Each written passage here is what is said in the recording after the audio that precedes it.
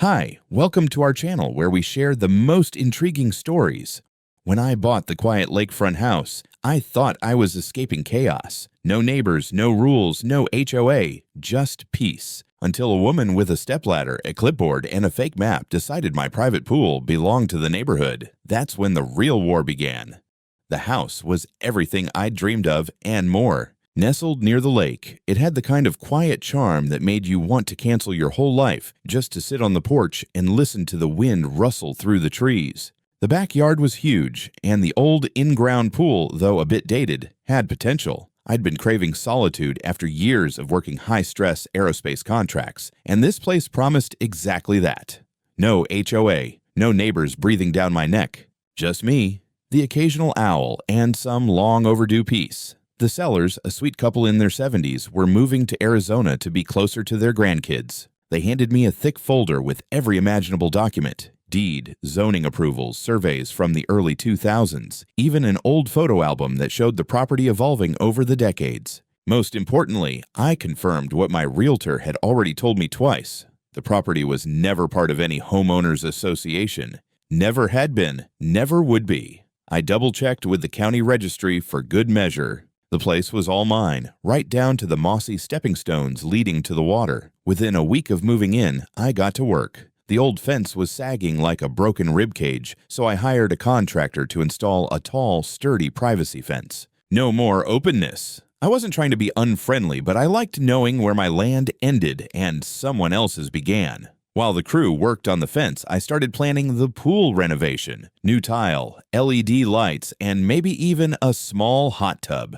I wasn't trying to build a resort. I just wanted a backyard that didn't feel like a haunted motel. Things went smoothly for the first month. I worked remotely, took breaks by the pool, and read books I'd been too busy to open for years. Then, one late afternoon, as the sun dipped behind the trees and the cicadas hit their evening crescendo, I spotted something odd out of the back window. At first, I thought it was a bird perched on the fence. But then the bird moved, a head bobbing slightly, peering over the fence with the unmistakable wobble of someone balancing on something unstable. I stepped outside. Sure enough, a woman, blonde bob, polo shirt tucked with military precision, holding a laminated sheet of paper, was standing on a metal stepladder propped against the other side of my brand new fence. She was staring into my backyard like she was performing an audit. "Can I help you?" I asked, already feeling my spine tighten. She didn't flinch. "Yes, I'm Karen Blake, president of the Silver Palm Estates HOA. I'm here because this pool is listed as a community amenity on the 2004 subdivision map." I blinked. "What?" She waved the laminated sheet at me like it was holy scripture. "Right here, Lot E, designated recreation space. This pool belongs to the community." "No," I said, trying to keep my tone neutral. "This is a private lot. It's not in your HOA. I have the deed, zoning map, and the original survey." "It's mine." Karen narrowed her eyes like I'd just insulted her handbag. "Well," she sniffed, stepping down off the ladder with exaggerated care, "then I suggest you double-check. Because if that's the pool I think it is, you're not supposed to be the only one using it." She walked off like a woman who'd just dropped off a lawsuit. I stood there, shirtless, towel still damp over my shoulder, wondering what the hell just happened. Apparently, retirement wasn't the only thing the old owners left behind. 2 days later, I got a letter. Not an email, not a casual flyer, an actual certified envelope delivered with a signature required. The return address read, Silver Palm Estates HOA, Office of the President. That alone was enough to make me roll my eyes. I opened it in the kitchen, coffee in hand, bracing for HOA nonsense, despite the fact that I didn't belong to one. The letter was written in a tone so smug I could practically hear it sighing. According to President Karen Blake, the association had reviewed archival documents, which, in their view, proved that my swimming pool was a shared community asset erroneously omitted from current HOA access. The letter demanded I restore open access to the community amenity and proposed a weekly schedule for neighborhood use. Tuesday and Thursday mornings for water aerobics, weekends reserved for family gatherings. Oh, and I had 7 days to comply before the HOA would pursue formal measures. I laughed out loud. Like, actually laughed. Then I read the letter again, just to confirm I wasn't hallucinating. Nope, still there. A community schedule, For my pool, I took photos of the letter and emailed them to my attorney friend in Denver. He confirmed what I already knew. I wasn't legally tied to the HOA in any way. No contract, no recorded covenant, no servitude. I drafted a reply, included copies of my deed and the county's property records, and mailed it off the same day. I kept it polite, but firm. The kind of tone you use when someone mistakes your backyard for a public park. That weekend, my old buddy Adam came over to help test the new LED pool lights and hang out. We cracked a couple of beers and were lounging on the recliners near the water, letting the speakers hum something low and slow. It was just about perfect until we heard yelling from the other side of the fence. 3 figures stood behind it, Karen and 2 guys in matching polo shirts, all holding clipboards like they were running a damn census. Karen was yelling, loud enough for the whole block to hear, "You are violating community usage policies. This is an HOA registered amenity." I sat up, shielding my eyes from the sun. "You're on the wrong property." One of the guys snapped a picture of us. "We're documenting non-compliance," he muttered. Adam raised an eyebrow. "Is this normal around here?" "Apparently." Karen jabbed her finger toward us like she was directing traffic. "You need to vacate immediately. This is an ongoing violation." I reached for the volume button on the speaker and turned the music up, just enough to drown her out without making it a war. She kept shouting. At some point, one of the clipboard guys pulled out his phone and walked away, talking loudly. I had a hunch what that meant. Sure enough, 20 minutes later, red and blue lights flashed at the edge of my driveway. Adam muttered, "Are you kidding me?" "Not even a little." I threw on a shirt, took a deep breath, and headed for the front, because apparently, relaxing in my own backyard now came with a police escort. The 2 officers who showed up looked like they'd been expecting a fistfight or a naked drug party, not 2 guys sitting by a pool with light jazz and half-drunk beers. One of them, younger and rigid, stepped out of the cruiser already resting a hand on his belt like we were about to bolt. The other, older and heavier, looked more tired than tense, like this was the 3rd petty HOA call of his week, and it was only Friday. I met them halfway down the driveway, arms relaxed, expression neutral. Adam stayed behind, but I could see him watching through the patio screen, one brow raised like he was witnessing a sitcom unfold live. "Sir, are you the homeowner?" the younger officer asked. "Yeah, Cole Maddox. I live here," I said, keeping my tone casual but steady. The older cop gave a glance toward the backyard, then toward the other end of the street, where Karen and her clipboard brigade were standing in a tight, self-important huddle. "We received a call," the younger one continued, "about a possible disturbance, unauthorized use of community property, and aggressive behavior." I blinked. "Aggressive behavior?" "Yes, sir," he said. "Apparently, you refused to vacate a community pool and were verbally confrontational." I didn't answer right away. Instead, I pulled my phone from my pocket, tapped open my security app, and pulled up the feed from my backyard cameras. I handed it to the older cop, who watched silently as Karen and her squad yelled through the fence while I sat in a lounge chair sipping beer and ignoring them. "Here's the footage," I said, "and I've got more. Full property coverage, audio included. No one came onto their side. No threats, no shouting, just them, hollering through my fence like I'd stolen their golden goose." The older cop handed the phone back. "You have ID?" "Deed. Anything showing ownership?" I nodded and motioned them toward the porch. Inside, I pulled out the folder I'd kept handy ever since Karen's first visit. Deed, zoning map, tax records, all with my name and the property's parcel ID clear as day. I laid them out on the table like I was playing a very specific and very boring hand of poker. The younger officer flipped through everything, his posture relaxing by degrees. "This all looks in order." "Yeah," I said, unable to keep the sarcasm out of my voice. "Turns out I'm not squatting in my own house." The older cop gave a dry grunt that might have been a laugh. "She said you were hostile. You didn't threaten anyone." I shook my head. Didn't even talk to her. Turned up the music and minded my own business. If ignoring someone counts as aggression now, we're going to need a lot more jails. The 2 officers exchanged a look. The younger one sighed and scribbled something onto a form. "We do have to make a report since the call was made."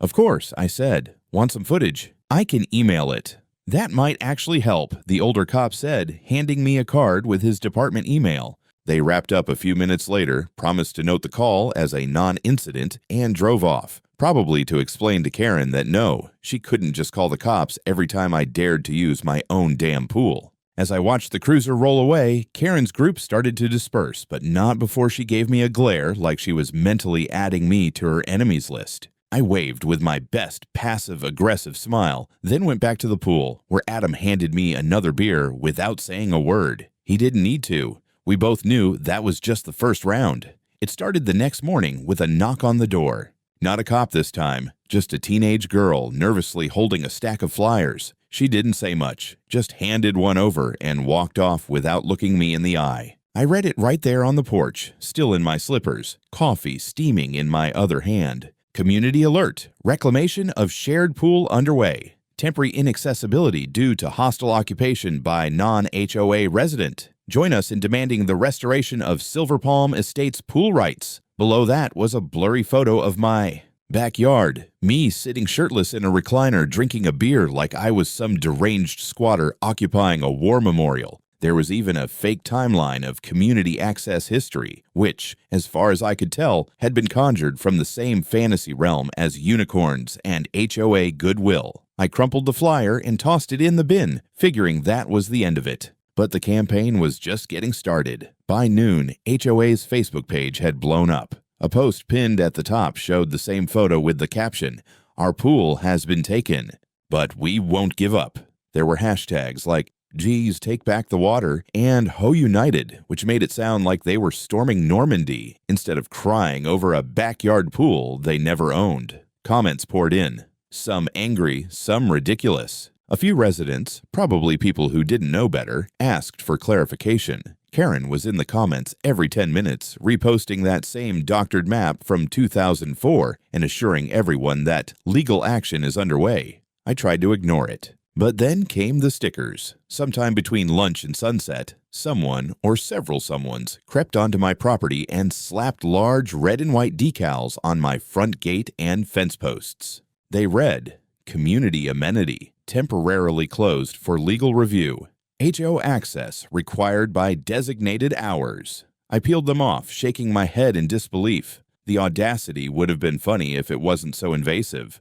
Whoever had done it left behind a few plastic HOA guest passes scattered in my bushes, like they were tossing breadcrumbs to claim territory. Later that night, I noticed a notification from one of my security cameras. Someone had rifled through my outdoor trash bin. When I checked the footage, I saw a shadowy figure pull out the crumpled flyer from that morning and take photos of it next to my mailbox, like it was proof of something. I couldn't even tell what narrative they were trying to spin anymore. At this point, I decided to document everything, every sticker, every pass, every post, and fake map. I compiled screenshots, camera footage, and copies of all the mailed nonsense. If they were going to go full crazy, I was going to be ready when it finally blew up in court. By the time I went to bed, someone had added a new post to the HOA page. "This isn't about one man, it's about all of us. If we let him win, we lose a part of our community."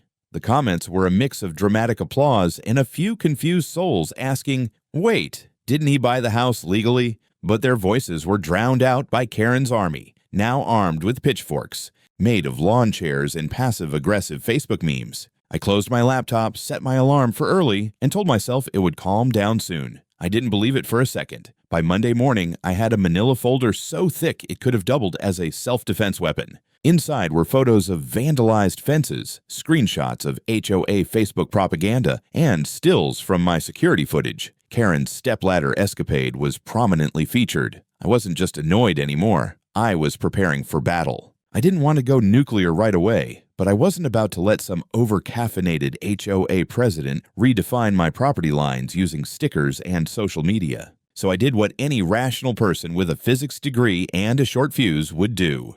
I called a lawyer. Her name was Jennifer Sloan, real estate litigator, 30 years in the field, reputation for making HOAs bleed legal fees. She answered on the second ring, and by the time I finished explaining, she was already asking for documents. When I showed up at her office with my folder, she looked through it silently, occasionally making a sound that was somewhere between a chuckle and a sigh of disbelief. By the time she got to the flyer claiming I was illegally occupying community infrastructure, she looked up and said, "They really thought this would work." "They're persistent," I said, "and completely insane." Jennifer nodded. "Persistence doesn't make fantasy law, but we're not taking chances. I want everything in writing.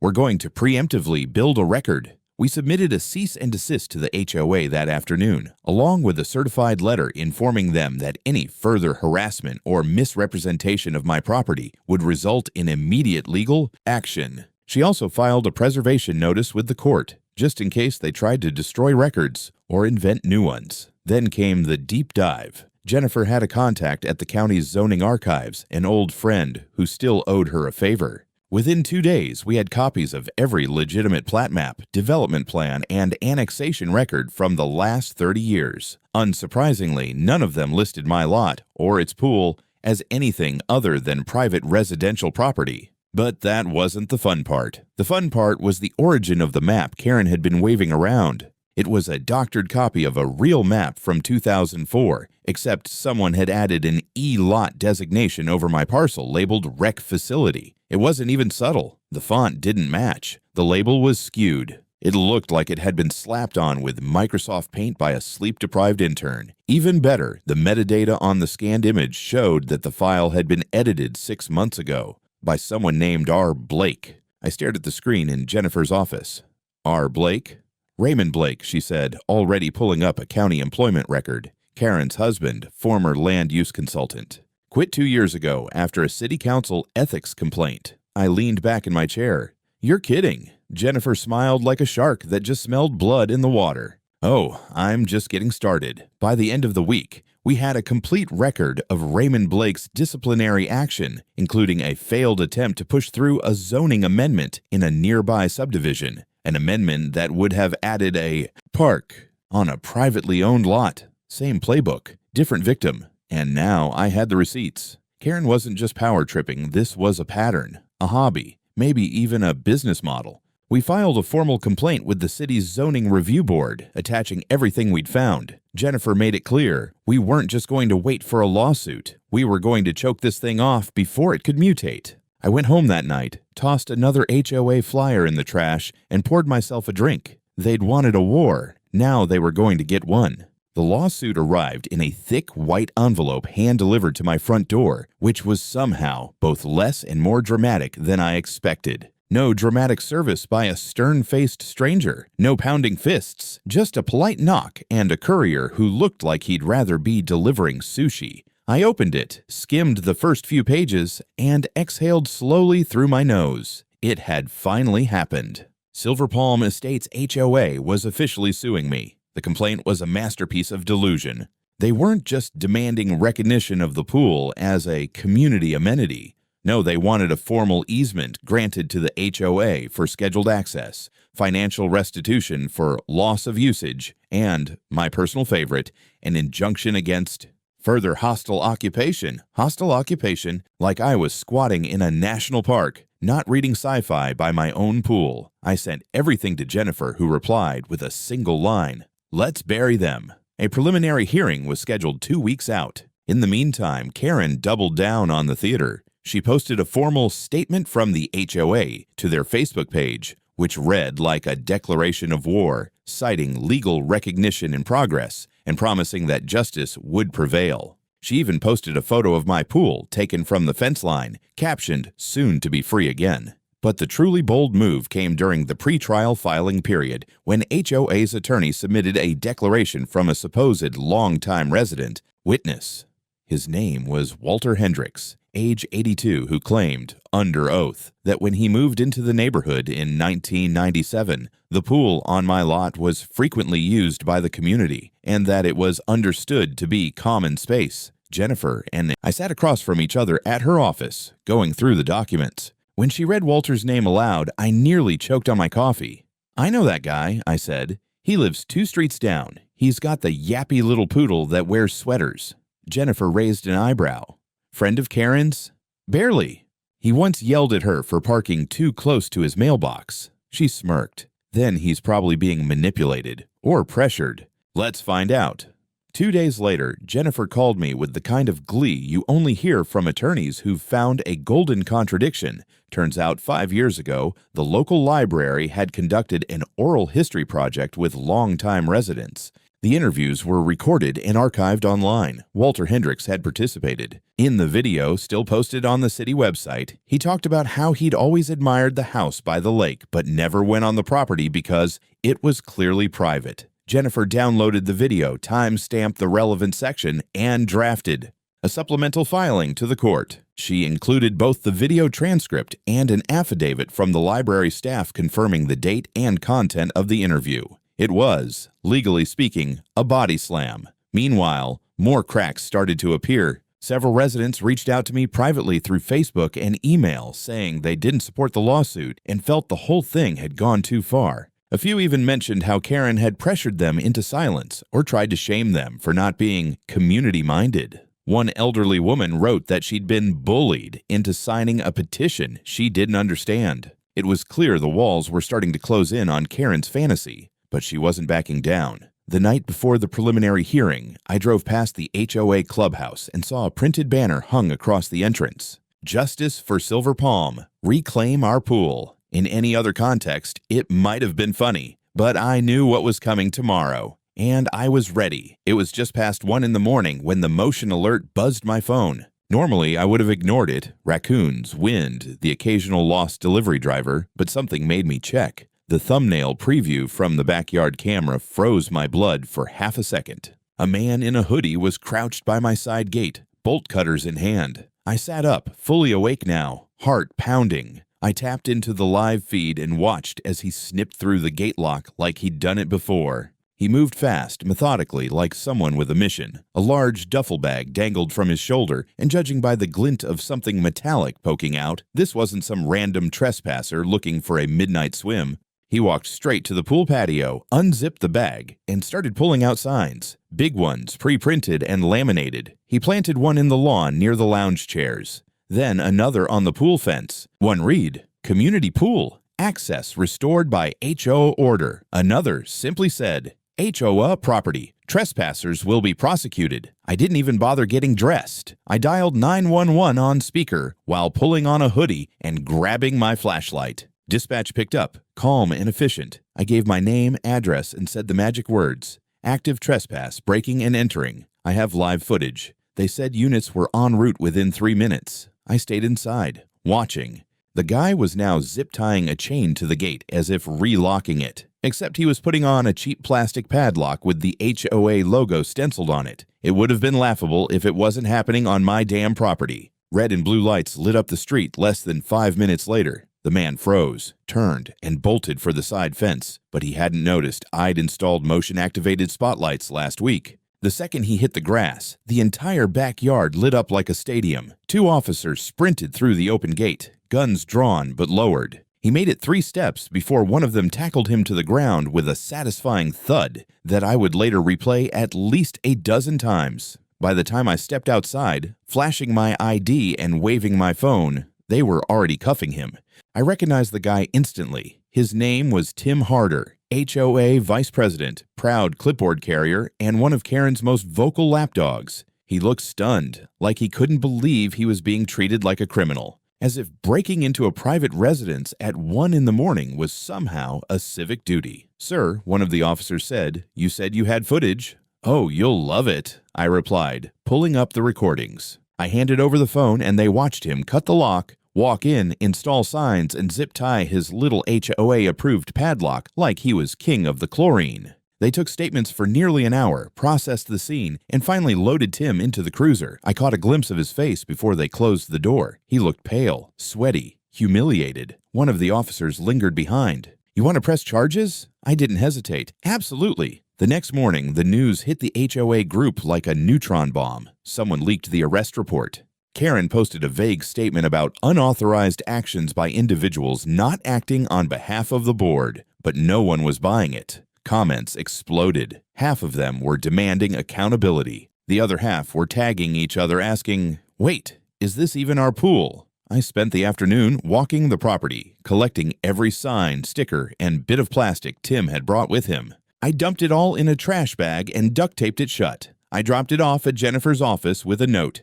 Exhibit A. If needed. Smells like entitlement. Later that evening, I cracked a beer by the pool and watched the security feed on my tablet like it was a reality show. The morning of the hearing arrived with the kind of tension usually reserved for bad weather and family reunions. I wore a navy blazer, the least wrinkled button-up I could find, and the look of someone who hadn't slept more than 4 hours all week. Jennifer, on the other hand, looked like she was walking into a spa appointment, calm, poised, completely in control. She carried a rolling case full of documents and a thumb drive labeled HOA Meltdown. The courtroom was modest, no marble columns or stern portraits, just neutral carpeting, and a judge who looked like he'd seen one too many petty neighborhood feuds. Karen sat at the plaintiff's table in a cream pantsuit, radiating self-importance like it was a fragrance. Her attorney, a stiff man who looked like he practiced law from a mall kiosk, kept glancing nervously at his notes. The judge opened with formalities, then asked the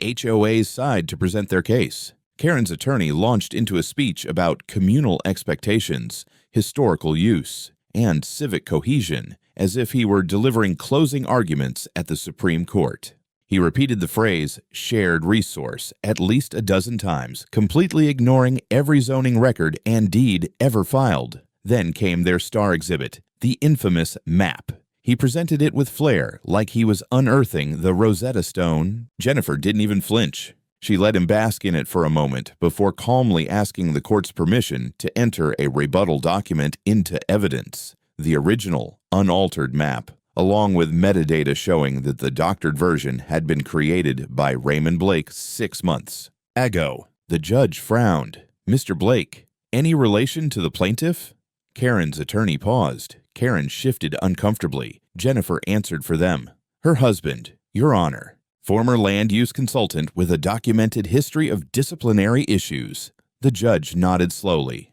Duly noted. Then Jennifer really got going. She laid it all out with surgical precision, the property deed, the zoning maps, the recorded interviews, the false witness testimony from Walter Hendricks, and how it contradicted his own archived oral history. She introduced the library affidavit confirming the timeline and played the clip of Walter clearly stating, that house was always private, never went near it. The judge actually raised an eyebrow at that.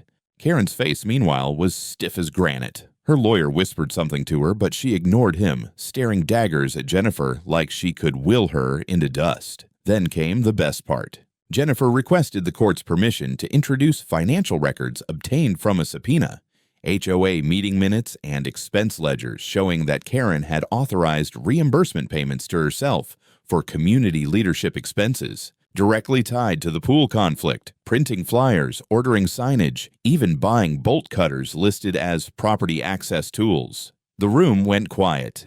The judge asked, Ms. Blake, did you personally authorize these expenditures? Karen hesitated. Well, yes, but...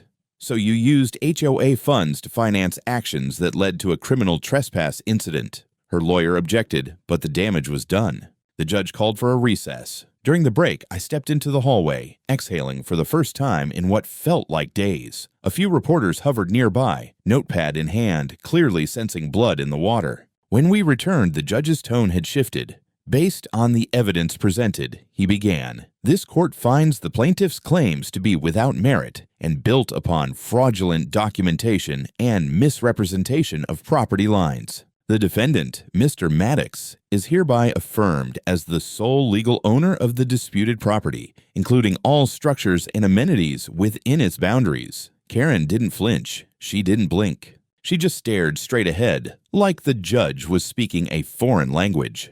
And furthermore, he continued, the court is considering sanctions for abuse of process and misuse of HOA authority, pending further review. Ms.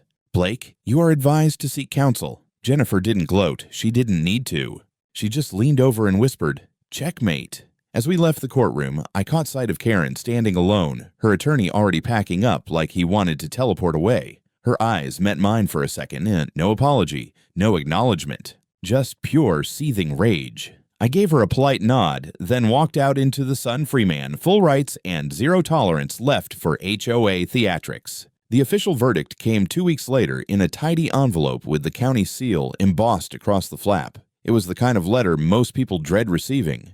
Me? I poured a drink before I even opened it. I already knew what it said, but seeing it in black and white felt like flipping the last page of a very stupid, very expensive novel. The court's decision was as thorough as it was damning. Karen and the Silver Palm Estates HOA were found guilty of fraudulent misrepresentation, intentional infliction of emotional distress, and trespass. The judge didn't mince words. He described the case as a blatant abuse of organizational authority and a deliberate campaign of harassment against a private citizen, that private citizen being yours truly. The HOA was ordered to pay me $120,000 in damages, part compensatory, part punitive. The judge had even itemized it in the ruling: costs for property repairs, legal fees, and a little extra for, as he put it, the unique inconvenience of defending one's pool from a hostile committee of clipboard crusaders. Karen didn't show up to hear the ruling in person. She'd already begun her disappearing act, starting with stepping down as HOA president for personal reasons. According to one of the less tight-lipped board members, she had tried to convince the others to appeal the decision until they saw the financial breakdown and realized their HOA insurance didn't cover fraud. Suddenly, Karen was radioactive. Raymond Blake, her husband and architect of the fake map debacle, had gone completely silent. Word around the neighborhood was that he'd packed up his home office and started calling old colleagues for references. Good luck with that. Then came the city's turn. The Zoning Review Board launched an inquiry into the HOA's conduct, especially the attempted annexation of private property. They found prior complaints, quiet ones never escalated, about Karen trying to enforce HOA standards on homes outside their jurisdiction. One retired couple admitted she'd threatened them with fines for non-standard mailbox colors, even though they weren't members. Her intimidation wasn't new. It was just finally documented. With Karen out and the leadership fractured, the HOA began to implode. 3 board members resigned in the same week. The treasurer announced that the reserve fund was critically depleted, largely due to legal expenses and unauthorized discretionary reimbursements, which was a polite way of saying Karen had used HOA money like her personal war chest. The rest of the residents, some were embarrassed, others were furious. The Facebook group vanished overnight. Someone took a Sharpie to the HOA bulletin board by the clubhouse and scrawled, "No queen, no court." Poetic, really. One neighbor, I think her name was Martha, baked me a pie as a peace offering. I never agreed with what she was doing, she said, avoiding eye contact. We were just afraid to speak up. I nodded, accepting the pie, and told her we were fine. Truthfully, I wasn't angry at most of them. Herd mentality was real, and Karen was a hell of a shepherd, but the spell was broken now. The HOA wasn't formally dissolved, not yet. But between the legal judgment, the resignations, and the city's pressure, it was a zombie organization. No budget, no leadership, no power. All that remained was the memory of a very public humiliation and a whole lot of people hoping no reporter came knocking. Me? I took my payout, hired a contractor to repair the side gate Tim had butchered, and added another camera or 2. Just in case someone got nostalgic. It was over. Not clean, not painless, but done. And they'd remember it. Every time they walked past my fence and saw the new sign hanging beside the gate, private property, no trespassing, no HOA jurisdiction underneath, in small but deliberate print. Yes, we're still keeping score. The party wasn't planned so much as it manifested, like everyone in the neighborhood just knew we all needed a reset. It started with a few text messages, a couple of neighbors dropping hints that we should celebrate the end of the HOA empire, and then suddenly I had 20 RSVPs and a catering truck booked through a guy named Steve who swore his brisket could cause spiritual awakenings. I spent the morning pressure washing the pool deck, stringing up lights around the fence, and blasting a playlist that swung unapologetically between outlaw country and 90s alt-rock. People started arriving around 3, mostly the non-HOA folks who'd kept their heads down during the storm. A few of the ex-HOA members came too, quiet, sheepish, bearing six-packs and brownies like war reparations. No one mentioned Karen. Not directly, but the jokes flowed freely. Should we put tape lines down for communal swimming hours? And I brought my HOA guest pass. Oh wait, no I didn't. Even the city inspector who'd signed off on my property permits showed up, shook my hand, and muttered, "Glad to see sanity win one for a change." At sunset, I brought out the real surprise. A new sign mounted to the inside of the front gate. It was matte black, metal laser engraved, clean, direct, private property, not your pool, not your HOA. Stay on your side. It got a round of applause, a couple laughs, and one neighbor who said, "Damn, that belongs in a museum of pettiness." I grinned. Consider it preventative maintenance. People swam, ate, told stories, and slowly you could feel the tension that had gripped the street for months begin to uncoil. No one talked lawsuits or bylaws, just music, burgers, and relief. One couple even asked if I'd host again next year. I told them if the HOA didn't rise from the dead by then, I might consider it. As the last guests filtered out and the night fell quiet, I sat alone at the edge of the pool, feet in the water, staring up at the stars. The house was still. My land, my space, my silence, restored. No flyers on the gate. No ladder peeking over the fence. No pounding on the door. Just the sound of wind, distant crickets, and a pool that once and for all belonged to no one but me.